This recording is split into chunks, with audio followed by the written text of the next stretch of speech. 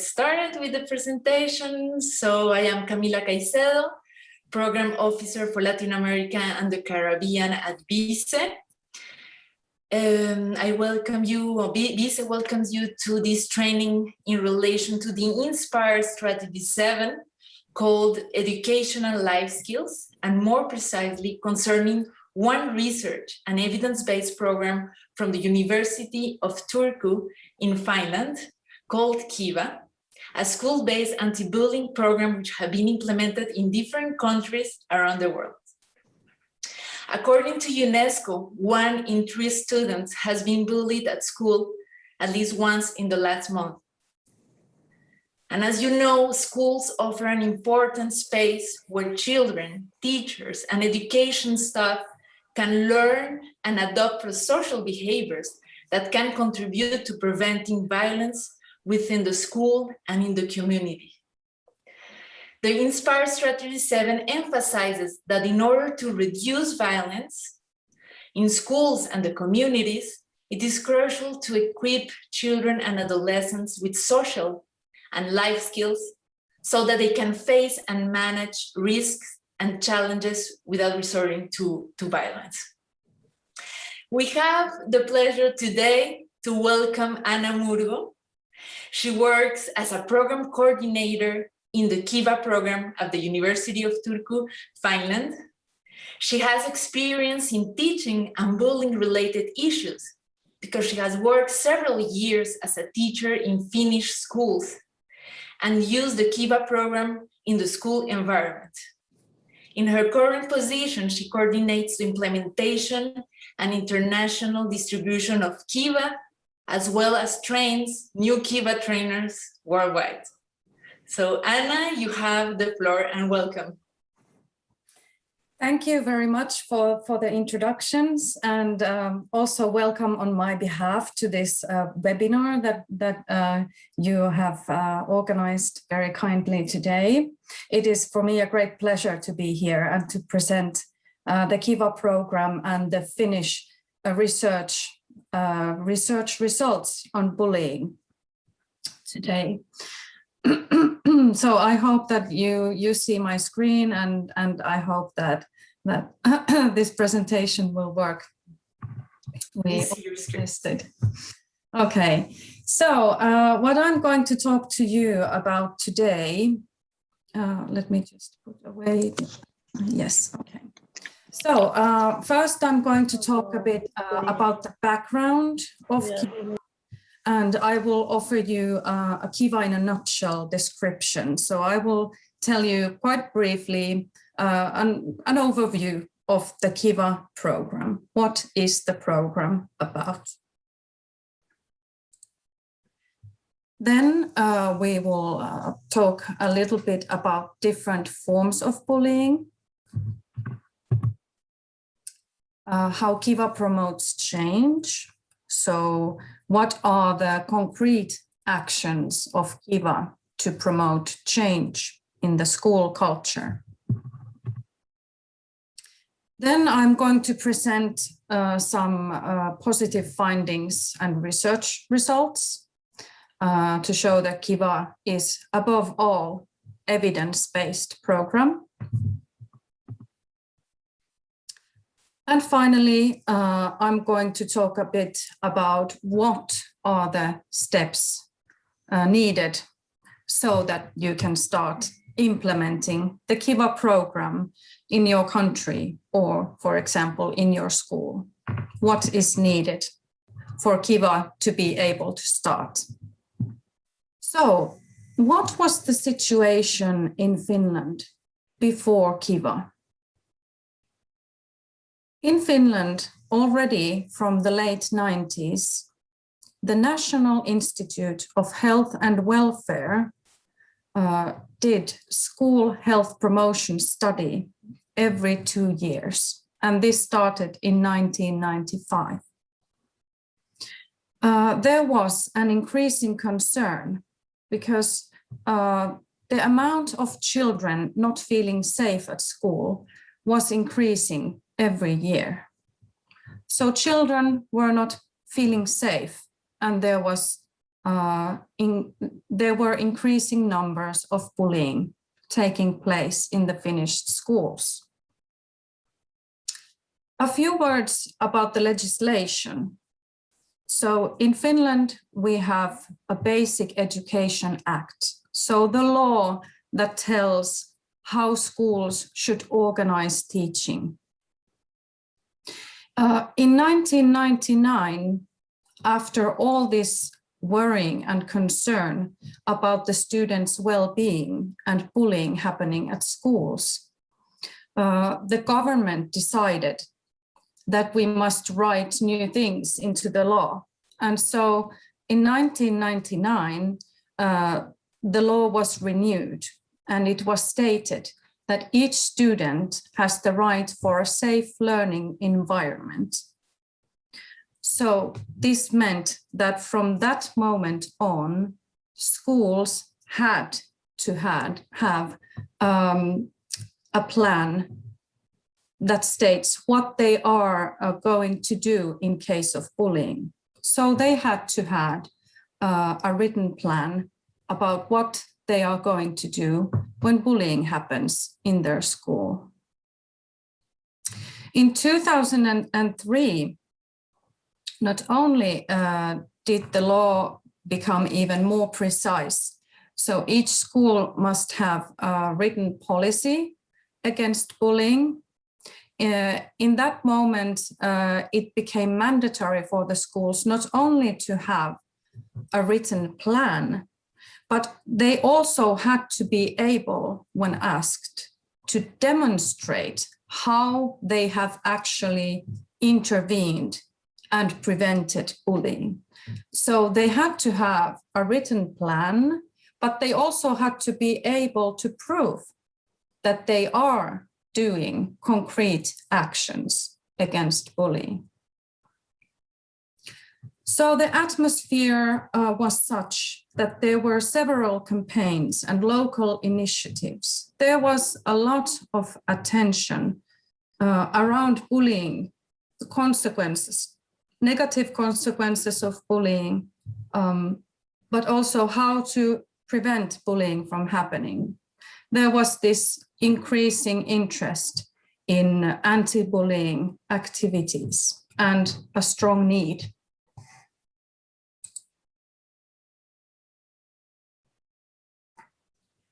What happened next? In 2006, the Finnish government decided to make bullying prevention priority.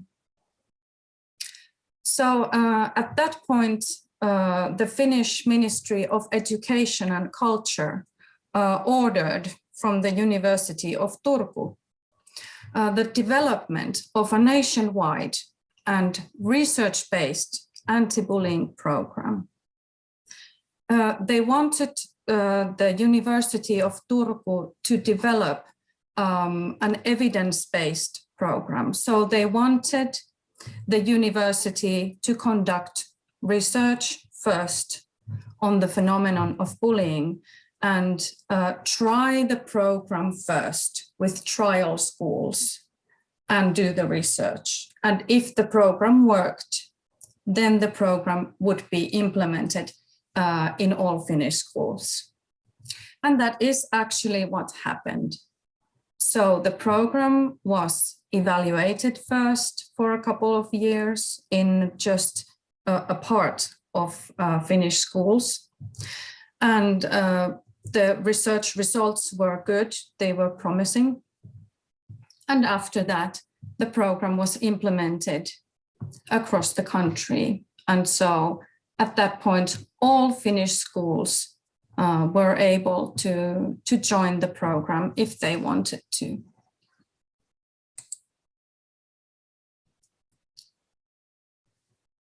What is Kiva then? Kiva is a whole school, so school-based program for bullying prevention and intervention. Kiva is actually an acronym that comes from two Finnish words, kiusaamista vastaan, which means against bullying. Kiva is a very good name for an anti-bullying program, also because the word Kiva in the Finnish language means nice or kind or gentle. So that is the meaning of the program. From 2009 to 2016, the program was indeed available free of charge for all Finnish schools. Why only up until 2016? Well, the government cannot fund endlessly one single program. They must also grant funds for other good projects and other important initiatives. And that is why after 2016, the Finnish schools have had to pay a small fee for using the program. But from 2009 to 2016, the program was completely free of charge and available for all Finnish schools. The program co-leaders, Professors Kristiina Salmivalli and Elisa Poskiparta, are still working as leaders in the program. So they were the first founders, but they are still currently very much working for it, developing it further, and conducting more research.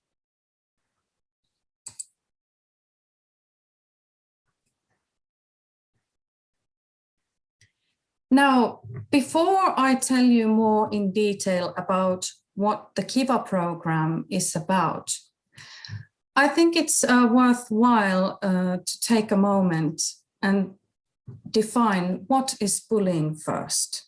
So we must have a shared idea of what is the phenomenon that we are talking about. So what is bullying? So let's define it first. Bullying is systematic, aggressive behavior against a person who finds it difficult to defend him or herself against the perpetrators. It consists of repeated attacks and power differential. So these three elements are usually present in bullying. When we talk about bullying as a phenomenon that has been going on for some time and is systematic. So it must be systematic, repeated, and there is power differential in the situation. If there are these three elements, we know that we are for sure dealing with bullying. What is not bullying then? Single fight, a single conflict, a single disagreement, or playful teasing, for example, are not bullying. It's very important to define these two things, because if we talk about a single conflict between students at school, for example, of course, the school staff or the teachers have to intervene in the situation. They must go in the middle and stop the fight, okay? So I'm not saying that single incidents are not important and we don't have to worry about them. That is not my message. My message is that when we talk about bullying as intended here, we have to intervene in the situation in a specific way. Perhaps many of us have been as teachers, perhaps here are other teachers, just like I have been working as a teacher. We have been in situations at school where there is a fight between two students, and going in the middle and stopping the action and scolding the students works. It ends the single act. But when we are talking about systematic bullying, just going there in the middle of that single moment when the bullying is taking place does not necessarily work. It might work for the next hour, but usually the bullying tends to start again in another moment. So the intervention is so different in these two different types of behavior that we must define bullying. And so that is why I wanted to spend a few moments in talking about the definition of bullying first.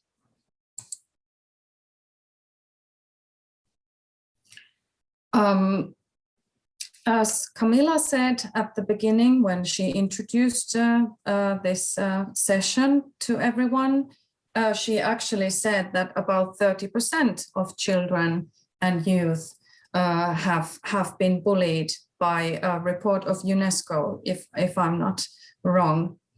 According to the Kiva research, about 10% of children and adolescents worldwide are systematically being bullied. And now systematically, I mean repeatedly and systematically, and following the definition that we just went through earlier. This might be an understatement. So this 10% is not like a stable number. What I mean is that there might be classrooms where the probability of being bullied could be 40% or 5%. It really depends a lot on the classroom environment.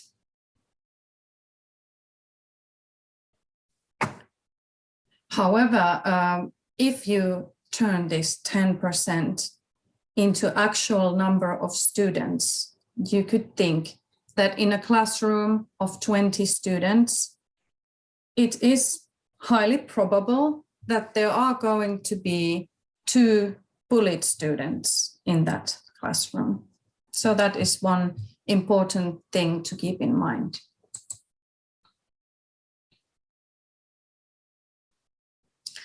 Let's then stop a few moments to think about the forms of bullying. We often tend to think that bullying is something very physical or violent, and people get hurt physically in the bullying situation. Yes, that is also true. But from the bullying research and statistics, we know that the most frequent form of bullying is actually verbal abuse. So that doesn't, of course, mean that it's less serious. We also know, and we stress this thing in the Kiva program, that all forms of bullying are equally harmful for the bullied child, and they have very far-reaching consequences. So bullying is most often verbal abuse or public ridicule, so making fun of another person in front of others. But we have other forms of bullying as well. There is physical, relational. Relational bullying means like social exclusion, for example. So not including someone in the group, for example. And cyberbullying. I'm going to say a few things about cyberbullying as well in the next slides. What's important to remember is that more than just single attacks, when we talk about bullying, it represents a rather stable relationship in the larger peer group and in the larger peer setting. So here we enter into the field of social norms and different roles that students have in the classroom, for example. So it is a quite complex phenomenon of a peer group, for example.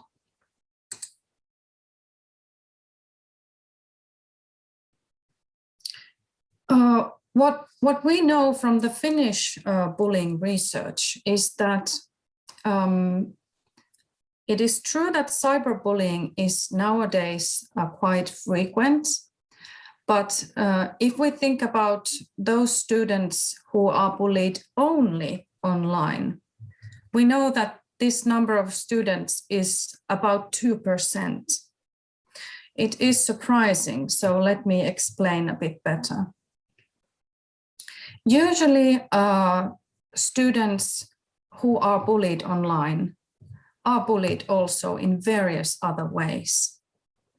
So it is actually quite uncommon to have someone bullied only online and nowhere else. Why is this important? Well, it is important for school personnel to keep in mind, because if they intervene and tackle all forms of bullying, they are going to most probably also influence and reduce the cyberbullying that is connected to the other forms of bullying. So what the researchers are suggesting is that rather than shifting the attention away from these more, let's call them traditional forms of bullying, so for example, towards cyberbullying, educators, so school personnel, teachers, should continue their efforts on reducing victimization in general. So when they tackle the bullying that is happening at school, they are most probably going to reduce also the bullying happening online. This is true also because we know from the Finnish statistics that the children who are bullied at school, usually the same children who are systematically victimized are the same children that end up being bullied also online.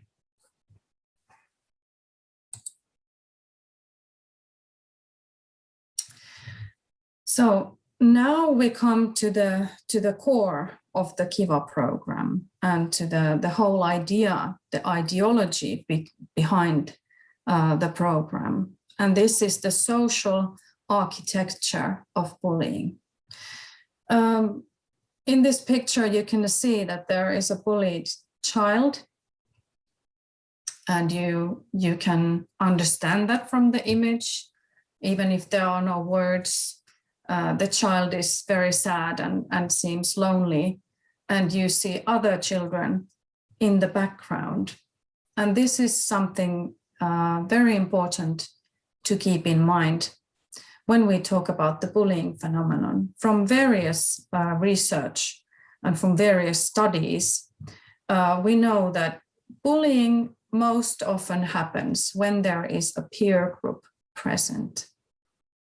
So in that case, if there is a larger peer group present, it is not effective only to intervene in the situation by including, for example, in the discussion only the bullied child and the bully or the bullies, but we have to take a more global view of the whole phenomenon and situation.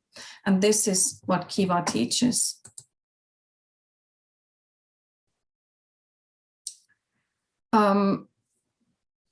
Professor Kristiina Salmivalli did her doctoral thesis in 1996 about the social architecture of bullying. It was called Participant Roles in Bullying.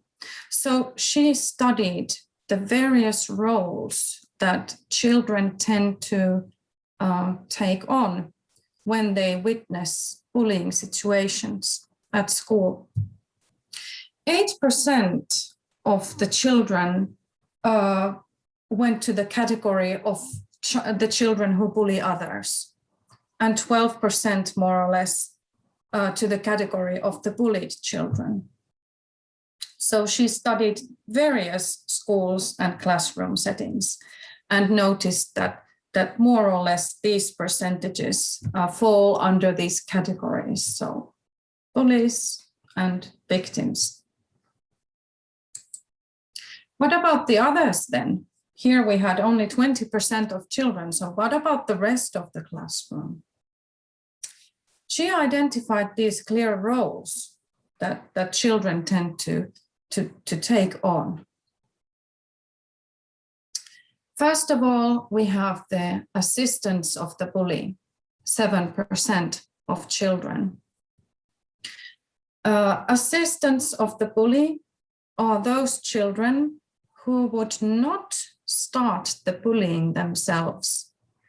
But as soon as they see that the bully starts doing what he or she is doing, they are very eager to join in and help assist the bully in some ways. For example, by helping the bully take the bullied child's things, or by joining in some way, in some ways, in some concrete ways. Then another 20% of children are reinforcers of the bully. What does this mean? These children, they reinforce the bully's actions indirectly. So they, for example, cheer, they might applaud, they laugh, and with their body and with their facial gestures, they show that they are entertained. So they show their support in somehow indirectly to the bullying child. 24% of children in this Christina Salmivalli's research were bystanders. In some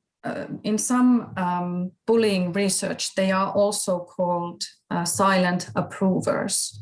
I'm not sure which term is better to use, but bystanders or silent approvers. Silent approvers perhaps gives a better idea of their attitude. So they observe, they stand by, they see what is happening. They don't feel good about it. They know that it's wrong, but they don't have the means, the courage to do something about it. Actually, it has also been studied that these bystanders actually suffer very much from the bullying taking place. So even if they don't have the courage or the tools to intervene in the situation or do anything, we know that they actually suffer from the bullying happening, even if they are not directly included or they are not the victims. Only 17% of the children in a classroom have somehow naturally the tools and the courage to go and defend the bullied child. What do we do then in Kiva? In Kiva, we try to teach to the children, of course, awareness on the harmfulness of bullying, but also about these roles and about the fact that also inaction, so not taking any action at all, has its consequences, and they are negative to the victimized student. So what we teach to children, we try to give them concrete tools on how they can support the bullied child, what they can do in a safe way in the bullying situation, or right after the situation to make the bullied child feel better.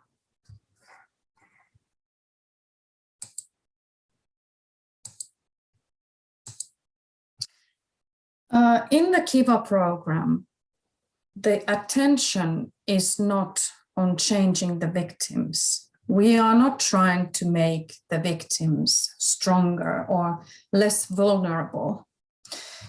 It is true that we also rehearse assertiveness in the Kiva program. It is one of the themes. So being able to say no in a polite but firm way.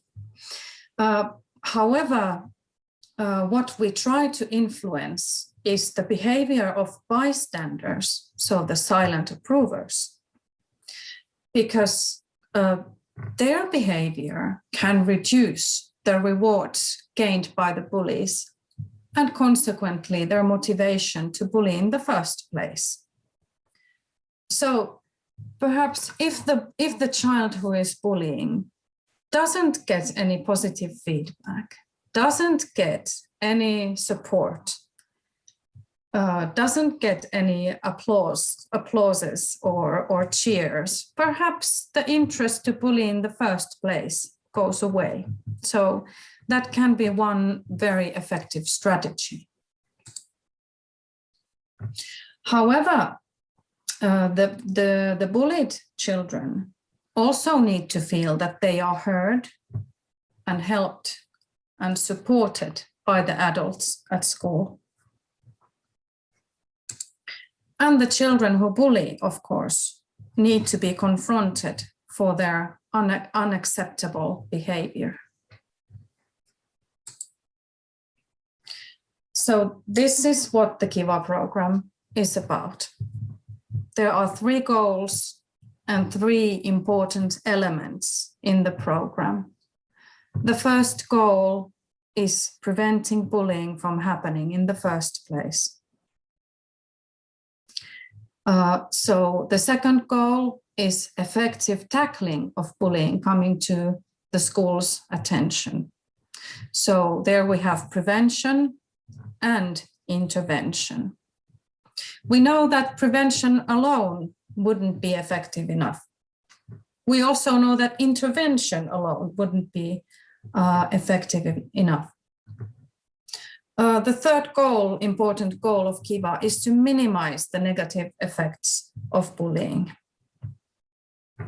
And the third element of the Kiva program, in addition to prevention and intervention, is actually monitoring. I will talk about it more in detail soon.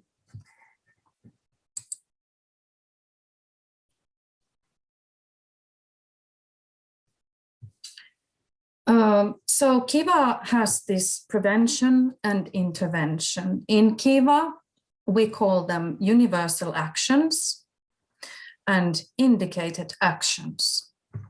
The universal actions, such as the Kiva curriculum, I will also talk about it later more in detail, are directed at all students and focus mainly on preventing bullying.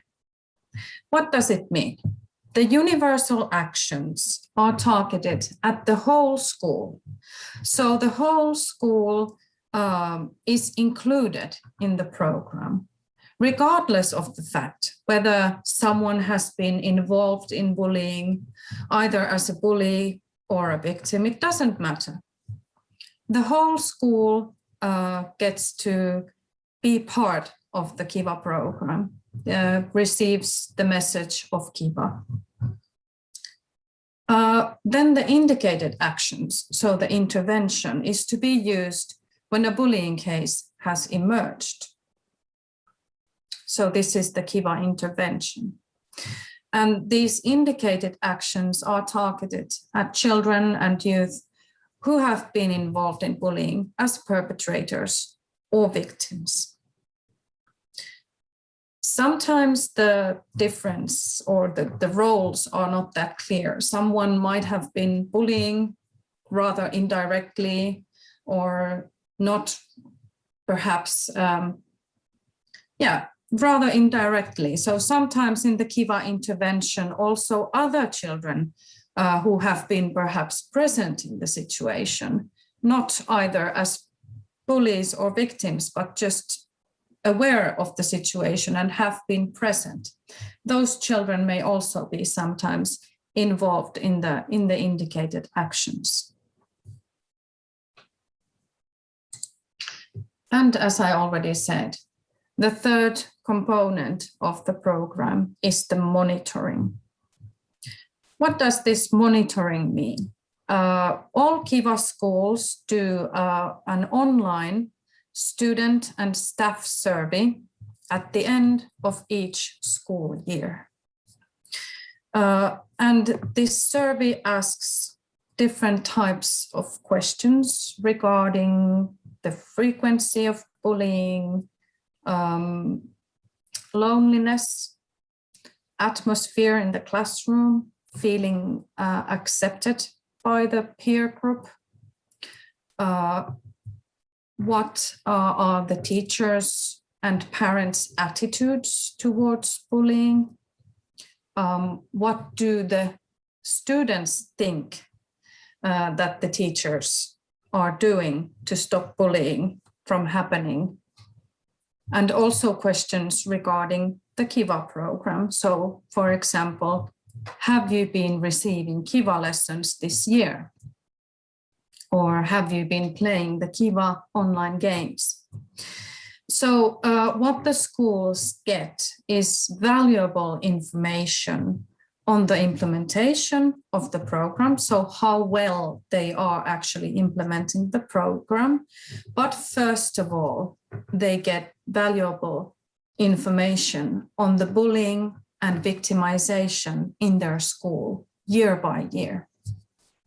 And that is one of the most important things in a school, to know where we are standing year by year. And so the schools with the Kiva program can follow their progress year by year and develop their actions further.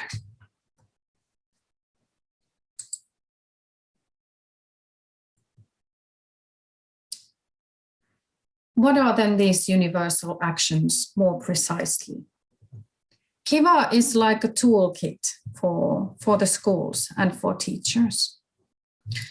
So on the left of this PowerPoint slide, you can see 3 books. So these are the teachers' manuals. We have 3 different units for various age groups. Kiva is targeted for children in basic education. So in Finland, that means children that go from approximately 7 years to 15 years of age. So we have age-appropriate teaching materials for students of those ages. The program also includes online games. So the teachers' manuals offer ready-made lesson plans and activities and resources to teach, and a Kiva curriculum, a precise curriculum made of Kiva lessons and ready-made lesson plans to go through in one school year. Then the online games can be used with the students either at school or at home to revise the themes that have been taught during the Kiva lessons. The program also offers posters and high visibility vests for the teachers who are supervising break time outside, for example. These are very important so that everyone remembers the message of Kiva, that we are a Kiva school and what that means. We also have ready-made PowerPoints for the student lessons, if the teachers want to use PowerPoints. but also for parents' evenings. There are also ready-made info letters to send to children's homes to tell that we are a Kiva school and what it means, that we have the Kiva lessons and there is Kiva Intervention. And at the end of the school year, we are going to take a Kiva online survey and so on. We also have Kiva Intranet, which offers online materials to support the delivery of Kiva lessons. So, for example, videos.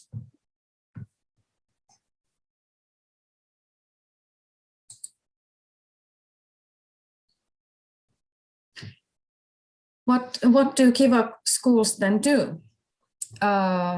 Kiva schools organize these student lessons twice a month at least for target years. And this is the minimum requirement. So the target years are the first year of elementary school, the fourth year and seventh year. So what does this mean in terms of age group? The first graders in Finland are approximately 7 years old. Fourth graders are more or less 11. And seventh graders are 13. So we recommend that at least in these target years, the children should go through this Kiva curriculum, Kiva lessons that teach them important skills. For example, social emotional learning, learning to be in a group, respectful treatment of others, respecting difference, equality, being responsible of one's own actions, and of course, above all this, information on the bullying phenomenon.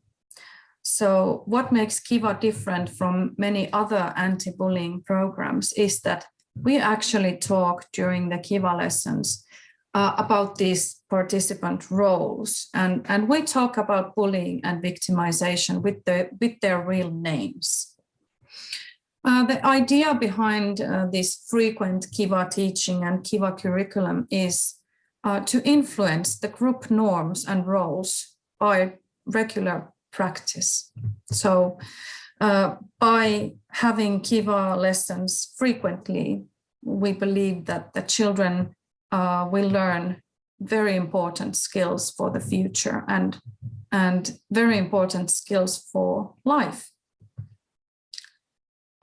Kiva offers concrete and versatile materials for teachers, students, and parents. So it is really like a toolkit for schools to use.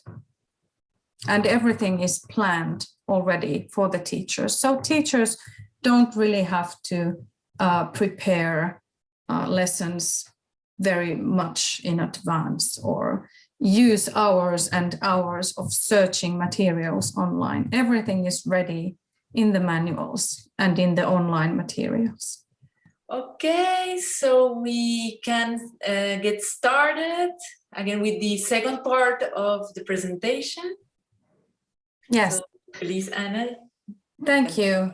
I heard your question in French and I understood. We now have also Kiva materials that are being produced in the French language at the moment. And in our Kiva manuals, the term that is used in French is harcèlement. Harcèlement, oui, it's stronger, yeah. It's better. Mm-hmm. Yeah. So that, just wanted to add this comment that's the term that our translators have decided. Okay. Thank you very much. Let's see if this presentation will move forward. Yes, it works. So to give you a bit more detailed idea of what children learn during the Kiva lessons, the Kiva lessons are made of a lot of hands-on exercises, role play, group discussion, games, both in the classroom, but also online games, videos and images and stories, especially for the smallest children. During these Kiva lessons, the children are encouraged to think for themselves and participate actively. They learn important skills like working in groups, taking turns, listening to other people's opinions, putting themselves into someone else's shoes, etc.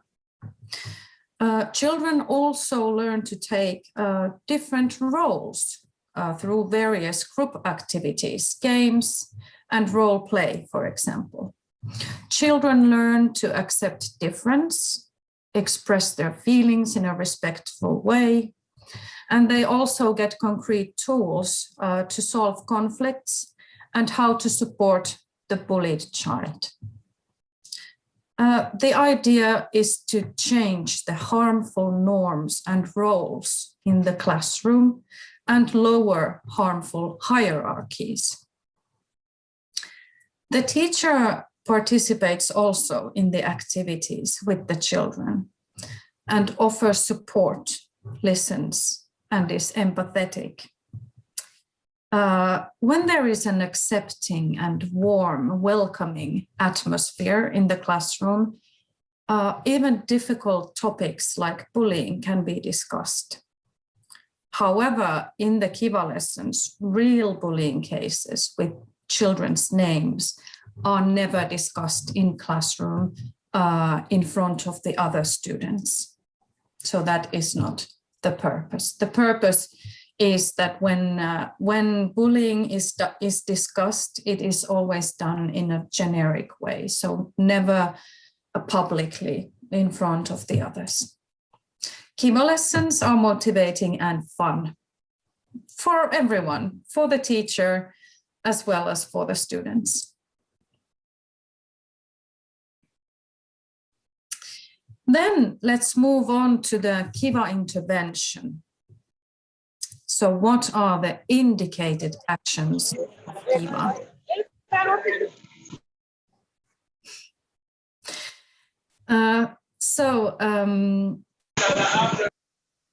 Each school implementing Kiva has a Kiva team. The Kiva team consists of 3 or more trained adults from among the school staff. These adults intervene in the bullying phenomenon or in the bullying situation by conducting interviews separately with all the children involved in the bullying. So first they talk with the victim, offer support, and tell that they are going to help in the situation. And then they take the children who have been involved in the bullying one by one. So not together as a group first, but one by one. It is a structured and guided procedure for tackling the cases of bullying. One very positive thing about this clear procedure is the fact that everything is well documented and parents are always informed about these interviews. Rather than blaming children or looking for confessions, in Kiva Intervention, the children are given a chance to improve their behavior and think about ways how they could change the situation for the better. Don't worry, if the children do not come up with suggestions on their own, then the Kiva team members, of course, offer some ideas, what the children could do to improve, how they could solve the situation. So problem solving is one key element of this solution-oriented discussion with the Kiva team members and the children that are involved in the bullying. Then the situation is also being followed, for example, a week. After the week of follow-up period, a follow-up discussion or a follow-up interview is then organized to check again if the bullying has stopped and if the situation has changed. I have been implementing the indicated actions of Kiva myself because I was working in a secondary school for the past 5 years before coming to the University of Turku and to the Kiva program. So I must say that I have I have experienced myself the effectiveness of the intervention, of the Kiva intervention. And I must say that alongside many good things that it brings along is the fact that the treatment that all children get is the same, regardless of who is handling the case. So it doesn't depend which adult of the school is treating the bullying case. But because the intervention is the same and precise for everyone, it creates also a sense of safety and equality among the school students. So everyone receives the same treatment. I'll talk to you about the results after a few slides. Does Kiva work then? We have very strong evidence of effectiveness. Kiva was initially studied in a randomized controlled trial, so an RCT, from 2007 to 2009. There were 117 intervention schools which did Kiva, and 117 control schools who were doing something. They were intervening in bullying cases, and they were treating them like business as usual. They were continuing to do what they had been doing already earlier. In this first phase, there were around 30,000 students in the research data. And these first 2 years, there were only these 117 Kiva schools that were studied. Then after 2009, the program was rolled out, so it was brought to all the Finnish schools. So that was the first year of nationwide implementation. In this school year, in the program, there were around 880 Finnish schools participating, which means roughly 150,000 students. And monitoring, thanks to the Kiva student and staff surveys, has been going on since 2009. So up to this date, we can state that we have a massive amount of data coming from the Finnish Kiva schools. So now we are coming to the first results. So in these 2 steps of research on Kiva, so in the randomized control trial and during the first year of victimization, the research results show that Kiva was able to reduce multiple forms of victimization. So Kiva was able to reduce verbal, physical, cyberbullying, and so forth. So Kiva was really effective in reducing all forms of bullying.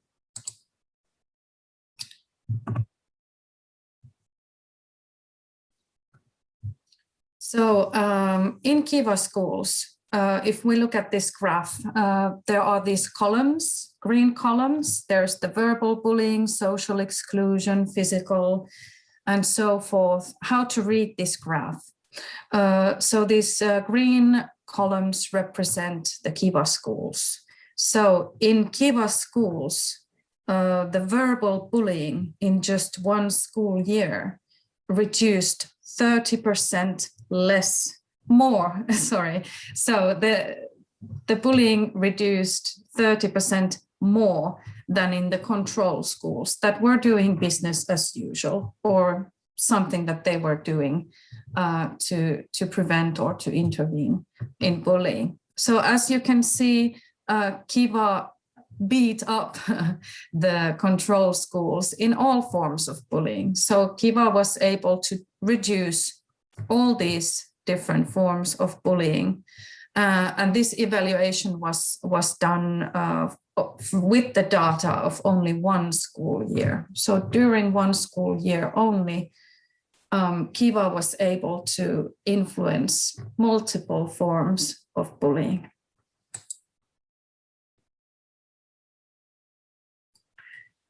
In the nationwide trial from 2009 to 2010, the difference between Kiva schools and control schools is clear. So you can see that in control schools, there was 16.3% of victimization, but in Kiva schools, 13.8%. And what about then bullying others? In the control schools, 11.1%, and in Kiva schools, 9.6%.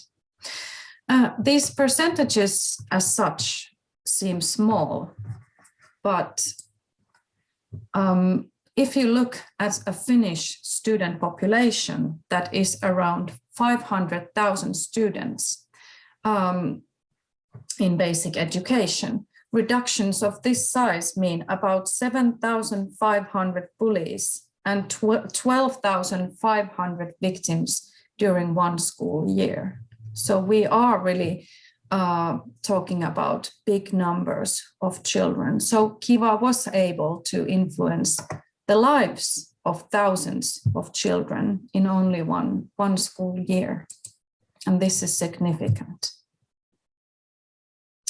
What about then the Kiva intervention that I talked to you about? Of course, there is a lot more to tell about the Kiva intervention, and I would love to present it more in detail, but there is not enough time to do that. So this was just a general introduction, but you can see that also the intervention of Kiva proved to be effective. So if you look at these numbers, 78.2% of the bullying cases or the bullying incidents stopped completely after the Kiva intervention. And almost 20% of the cases, at least the bullying decreased.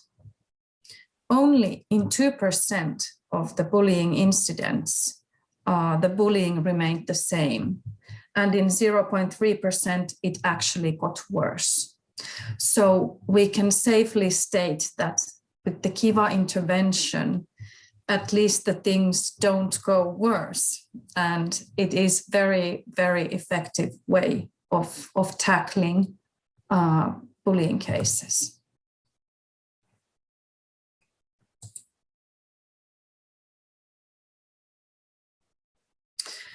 I want to show you this other graph about the effectiveness of Kiva. So here you can see how the bullying and victimization rates have been steadily decreasing in Finland since 2009, so since the national rollout of Kiva. It is rather impressive to see how much we have been able to reduce bullying overall. If you look at the last year there, 2018, we still don't know why there is a slight increase. researchers have come up with various ideas why this could be. One possible explanation could be, for example, that some schools at that point had been implementing Kiva for already 9 years, meaning that perhaps there has been a lack of interest, or they have become tired of doing the same thing over and over again, regardless of the positive results. So that could be one possible explanation of why the bullying and victimization rates have decreased that year. It might also be that there has been more, let's call it psychological ills or illness among youth that year. So researchers still haven't come up with an explanation why this is.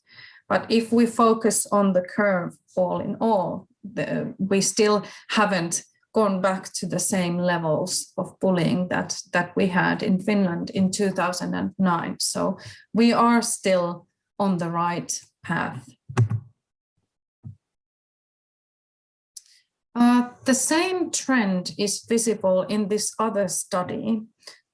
This graph is actually from the school health promotion study, which I mentioned at the beginning of this presentation, and which has been carried out in Finland since 1995.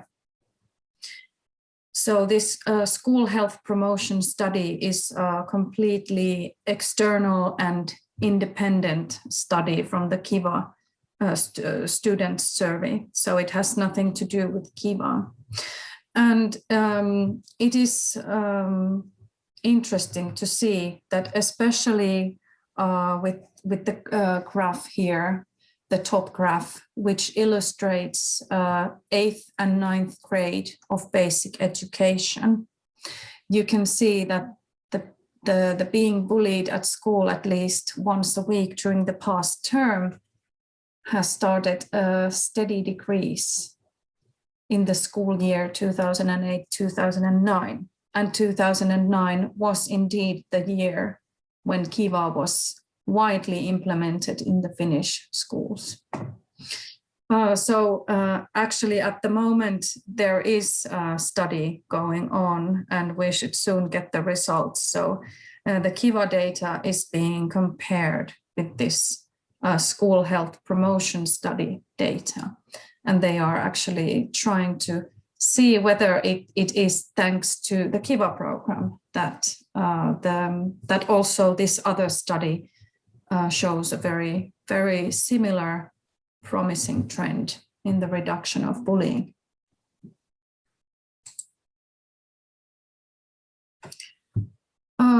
What about then Kiva abroad, so outside from Finland? Is it effective also in other countries, or is it designed only for the Finnish school system? No, it is not.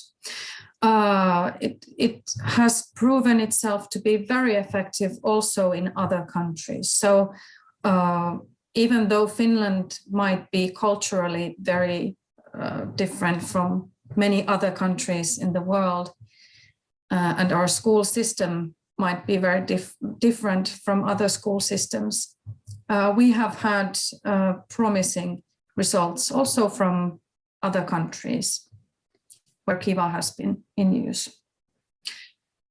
So for example, in Italy, this randomized control trial data shows that Kiva was efficient in primary school, especially. You can see that the reduction is greater in primary school. And I believe that in Italy, that is until the age of 11.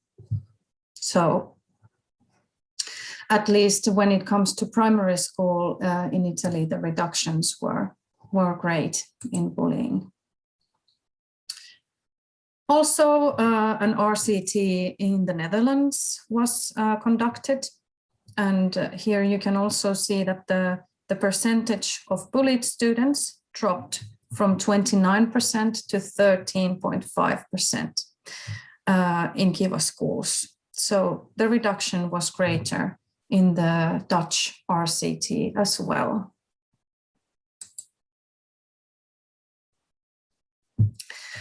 And these other studies show similar trends. So there has been a clear reduction of bullying after schools start with the Kiva program. In this RCT in Estonia, you can see a similar trend. So the prevalence of victims in Kiva schools dropped from 21.5% to 17.8%. Resulting in an average 17% reduction. What I also want to mention is the study in Delaware that was a bit different. So now, first we looked at research results from European countries, but this study comes from the USA. So the quote here says that results highlight dosage as an important predictor of change in bullying, victimization, correlates of victimization and etc. I can say what it means in easier terms. So classes that received more Kiva lessons and more Kiva exercises had a bigger reduction of bullying and victimization.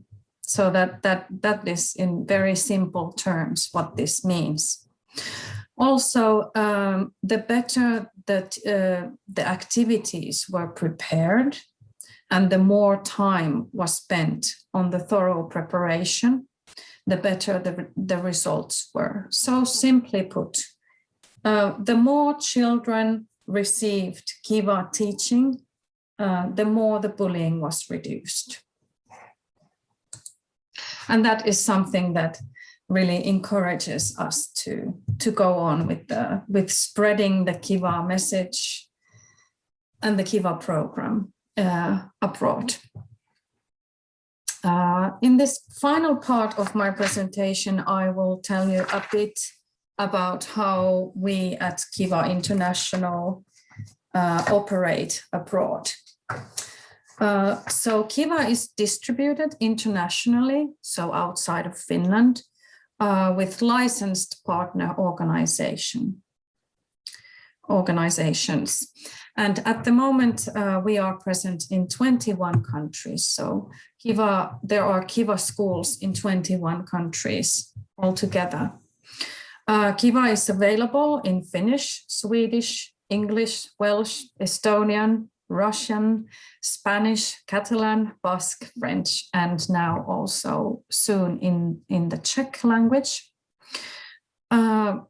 We are looking for sustainable growth. So we get more or less 1 or 2 or sometimes 0 new partner organizations per year, but we really assess carefully so that we are looking into sustainable long-term collaboration with our partners worldwide.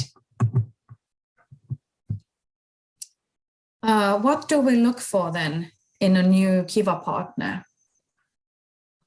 First of all, motivation to work hard for an important cause, willingness to decrease bullying and victimization in local schools, and raise awareness on bullying and its negative consequences.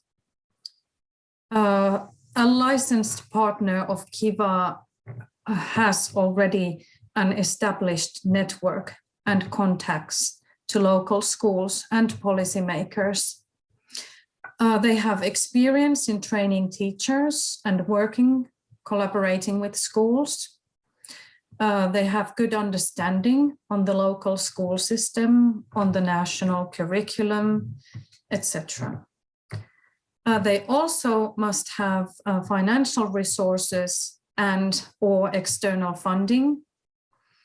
And they have to be willing to commit to Kiva long term, because we know that Kiva as Kiva is something that aims to change norms and whole schools' cultures, we know that it won't happen overnight, and it won't even happen in one school year. It sometimes might take more years to get a school-wide prevention program like Kiva running efficiently in a school.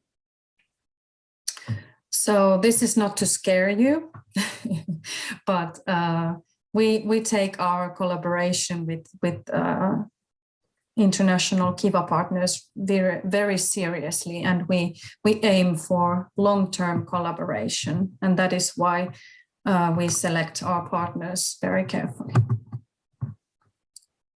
What does it take then to become a Kiva school? Well, it takes commitment, admitting that bullying happens also in our school. That is one important thing. It takes careful planning and coordination from the school's part to be part of Kiva program. Collaboration among the school personnel, a very good sense of organization. Motivation and willingness to use time resources to preventative work and tackling bullying. So it is not an easy thing to do, and it doesn't happen overnight. So it takes training, it takes a lot of planning, it takes a lot of work, but it pays off. Happier students, and then after all, more time to spend and to dedicate to teaching when children are happier and less worried about being bullied, for example. It also takes resources. So teachers, of course, need time to plan and implement the Kiva lessons. So even if the materials are very good, there are excellent teachers' manuals with ready-made materials, lesson plans, and exercises, and descriptions of how to deliver a good Kiva lesson. Still, teachers need to read that manual, and they need to plan the lessons and choose the activities. So it takes also the teachers' time, and school principals have a big role in giving them this time.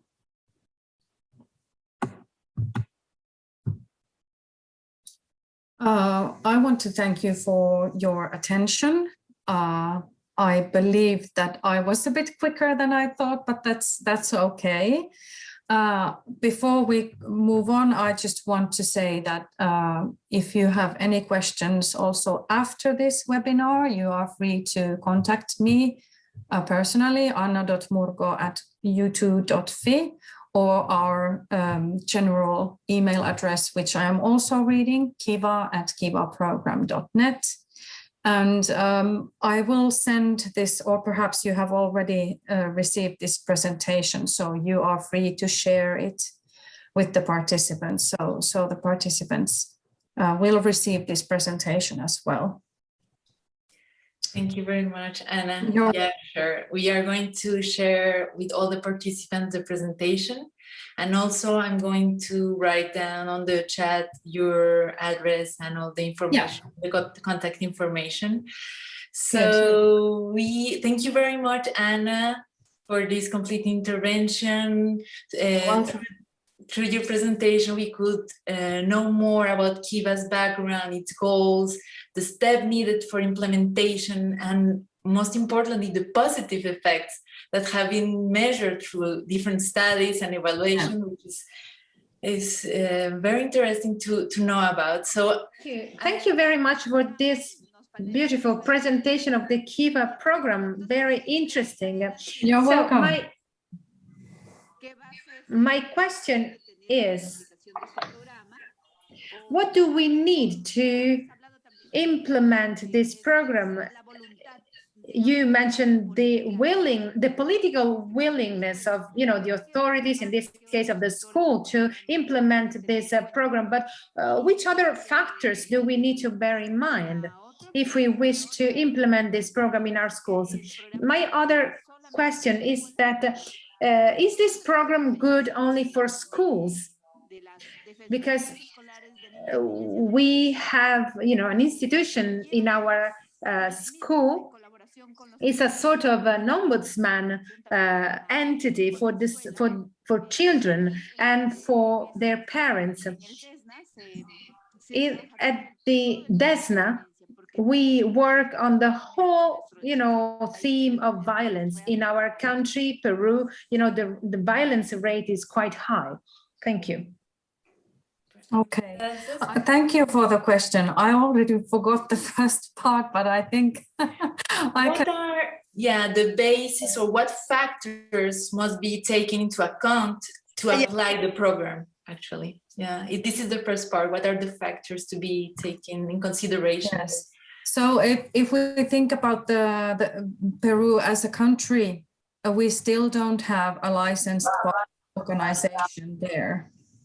That is something to the first thing to keep in mind. So if we were to bring Kiva program into Peru, it would mean that we would first need to find a suitable partner organization who works locally in Peru and who is able to then spread the program locally. Why do we need a local partner organization? Because we are here in Finland. We have no idea whatsoever of the school system, of the local culture. We do not have the expertise. We don't have the connections. That is why we always first create a professional relationship with a partner organization that already has these connections, this know-how, perhaps school psychologists or former teachers who work for this organization and who understand the school culture very well, and who are then able to promote the program locally. Of course, it is also a financial issue. So we at the Kiva program want the program to be implemented only with high quality. What does it mean? We want that children can use the materials, can receive Kiva lessons, Kiva teaching in their mother tongue. Because if we teach them the Kiva lessons, for example, in English, which is not their mother tongue, they are perhaps not going to learn as well as they could in their mother tongue. Talking about expressing emotions, understanding other people, communication, or accepting difference, roles in bullying situation. These are quite complex terms. And for children to be able to understand these properly, they must have the Kiva teaching in their own language. So that is one thing that is rather costly. Kiva offers a wide range of materials, as you have seen. So we have the teacher's manuals, there are videos, there are PowerPoint presentations, there are online games. All this must be translated into the local language. So therefore, the local partner organization has to take up those costs. Not only, then the local partner organization must train the schools that are going to start the implementation of Kiva. So that is why most often we get really interested and enthusiastic contacts from abroad that we would like to have the Kiva program in our country, but in many occasions the collaboration cannot continue because there are not enough funds. So at least commitment and motivation to work for a good cause, but also funds are important. And in some cases, we have negotiated with, for example, the Ministry of Education, willing to provide the financial help for schools to start with the Kiva program, for example. I hope that answered the first question, but I don't remember anymore the second one. Second one was if the program is only implemented in schools. Oh, yes. Yes, the program, because it was initially designed for basic education, it is implemented only in schools. However, we have had examples of schools who, for example, implement the first unit of Kiva, which is made for the youngest students, for first graders. These materials have been used also, for example, in preschool or in kindergarten. So it is not designed for other institutes or schools, but it has been also adapted a bit for kindergarten or also for high school. Thank you. There is a question related about the conditions or how can a country or organization become a licensed partner? Yes, the first step is to contact us on Kiva, www.kivaprogram.net. There is a contact form that a licensed partner organization can fill in. We will read it and we will then reply and contact you. So then the next step is that we go through a very thorough presentation of the Kiva program, because we want our licensed partners to understand what they are applying for and what is expected of them.